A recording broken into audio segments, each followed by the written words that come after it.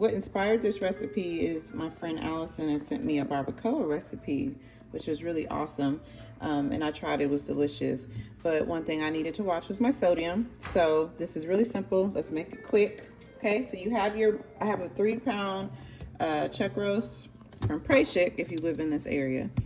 All right, and then I have this big old tub of onions from HEB, and I just throw it all in there. Sometimes I put the onions on the bottom as well. Actually, most of the time I put the onions on the bottom as well. All right, spread that out. And then a tub of garlic from HEB, the small pack. And you put all of it in there. If you want to save some of it because you need garlic for the rest of the week, that's fine. But stick it all in. So garlic is antibacterial,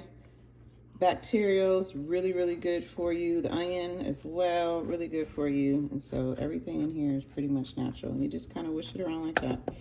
All right, then, give me 1 second. I forgot my tablespoon, my teaspoon. All right, so get 2 tablespoons of this stuff. Now this is what Allison put me onto, red curry paste. This stuff is incredible. And the ingredients are clean. I don't have my glasses on, but it has, let's see. So it's red chili pepper, garlic, lemongrass, salt. I can't see what else it says. But anyway, there you go, if you can see that. So, and I put it right on the beef. All right. Actually, I don't have much left, so I'm just gonna go ahead and throw the rest of it in there because I love this stuff so much. That's only gonna make it better. All right, after I do that, this is just what I do, but I want it all on the beef. So I'll put it all on there. Plus, this also helps my seasoning stick that I'm about to put on. This roast is a lot bigger than what I normally get, which is great because sometimes I feel like we run out of food. All right, so after we have that smeared in there, this stuff, okay, so dark and smoky, but this stuff is pretty awesome, okay? I love it. And so I do a tablespoon of it, I think. Or do I do more? Yeah, I just do a tablespoon. This changes the game of the whole beef system here. It's really awesome. I love it. Oh, wrong top. Okay. And then I do a tablespoon of salt. Actually, I'm gonna do the water first. So I don't measure the water. I just make sure that it covers the beef. And I kind of put it on the side, like so. And it looks like that's enough water. Yep, okay. I don't measure the water. And then a tablespoon of salt. Because I'm not putting broth in here because like I said, I'm trying to watch the sodium.